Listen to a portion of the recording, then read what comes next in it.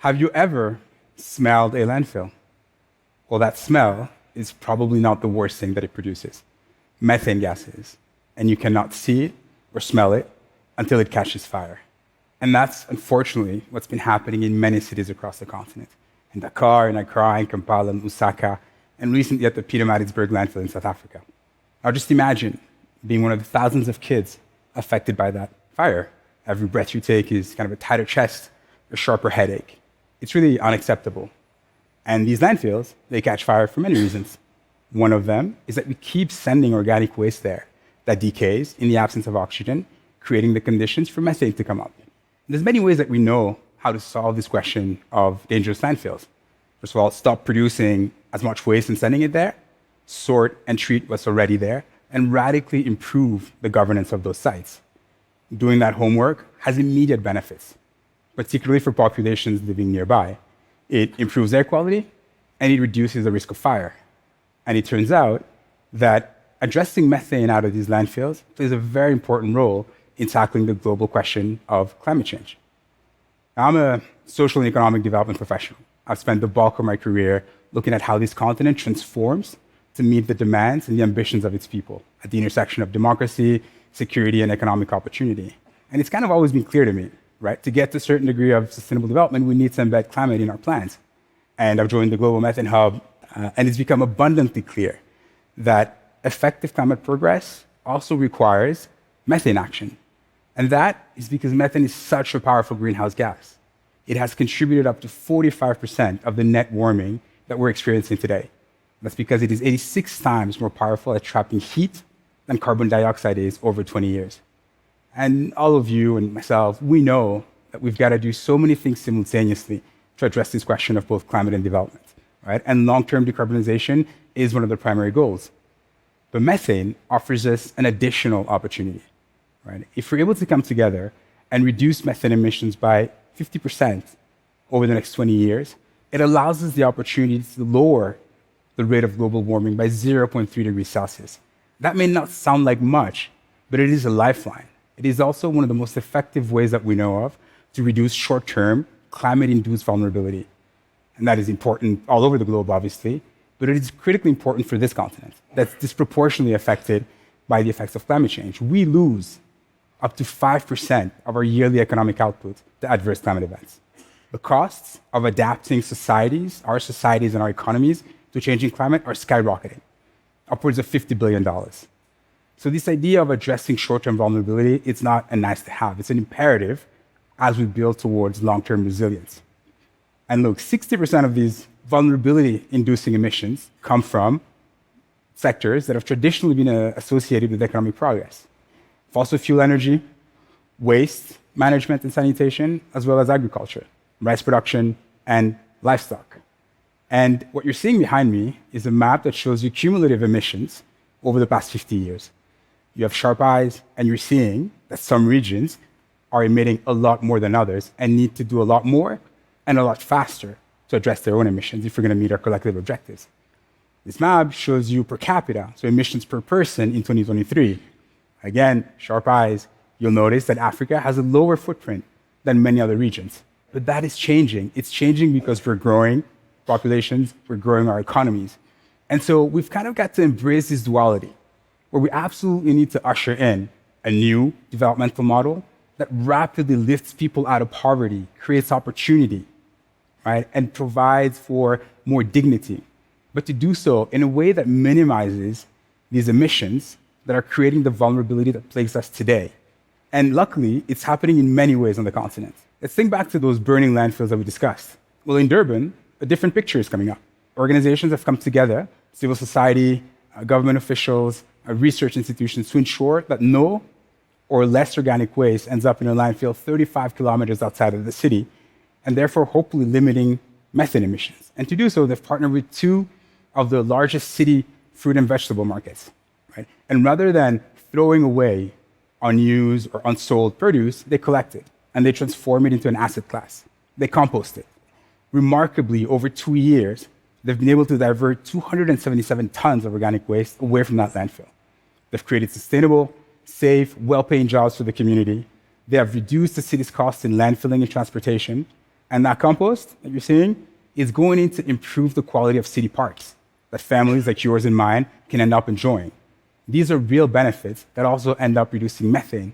And it is the power of community-driven action underpinned by a circular economy approach that is part and parcel of the systemic change that we need to see and that needs to be supported by better policy, better financing, and improved governance.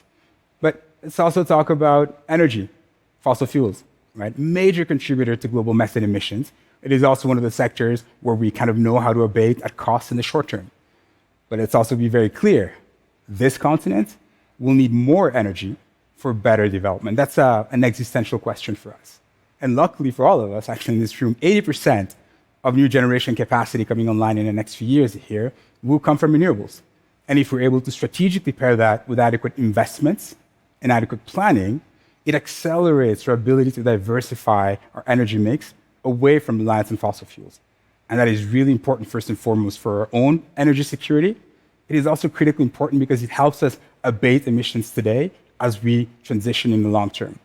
Because mind you, the industry, oil and gas industry in particular, absolutely knows how to solve their emissions problem.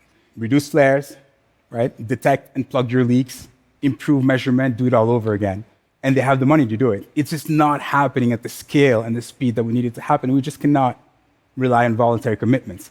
We absolutely need regulatory frameworks that compel corporate action. Because otherwise, this is what we get. This is a gas flare, right? It is the burning of methane gas associated with oil extraction. And it is as dangerous, as wasteful as it looks, right? It is associated with high levels of respiratory diseases and high fevers, particularly in children. And astonishingly, 2 million people in the Niger Delta in Nigeria live within a 4-kilometer radius of one of these things. Right? And so what do? We regulate, we enforce, and we track. And that's exactly what the government of Nigeria has been trying to do. It has essentially passed progressive regulation to ensure that it is banning flaring. Enforcement is where the challenge is, obviously, but they're doing so because it makes sense from a public health perspective and it saves lives. But it also fundamentally makes economic sense. Right? It creates a potential revenue stream for government from non-compliant actors, but it also reduces energy waste in a country that is plagued with energy insecurity. Right? Regulate, enforce, and track. Let's talk about something else. Rice. Some of you are smiling. I know you love it. Many people love it. It's a major global food crop. In fact, it is consumed by billions of people from Tokyo to my hometown in Conakry in Guinea. And we will need to be producing more of it to meet food security demands. And rice production is actually both affected by climate change and partly contributes to it because it emits methane. Think about the millions of farmers who grow it. Typically what they do is they flood their field. By flooding the field, oxygen cannot get into the soil and it creates the conditions for methane to emerge. Right? And so how do we solve this? How do we ensure that we're improving productivity and production to meet food security, but doing so in a way that minimizes emissions? Well, 11,000 farmers in Accra, in Ghana, or around Accra, are working very closely with their environmental protection agency. And they're attempting to use a method called alternate wetting and drying. This is a method that only when conditions are suitable and applicable allows them to naturally drain the water off their field.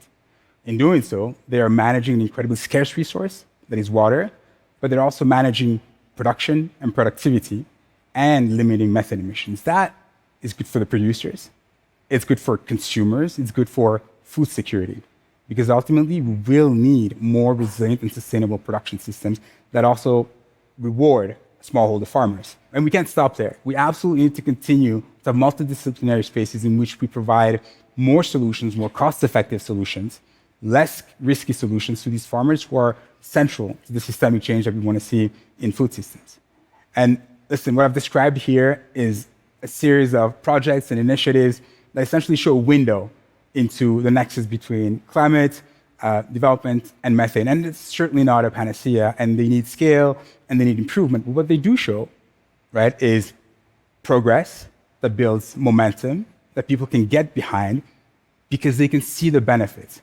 And we will undoubtedly need that momentum, partly because to get to a high development and low methane future, we will need systemic improvements. And that's also why some of the things that African nations have been working towards requires a lot more support, particularly in ensuring that we're able to raise domestic resources and capital that allows us to self-fund climate and development in a way that increases agency and decision-making here on the continent. Things like bringing together African financial institutions around the Africa Club, or addressing the incredibly high cost of capital that we face, or sovereign debt burdens. Unlocking that capital is integral to moving methane action forward.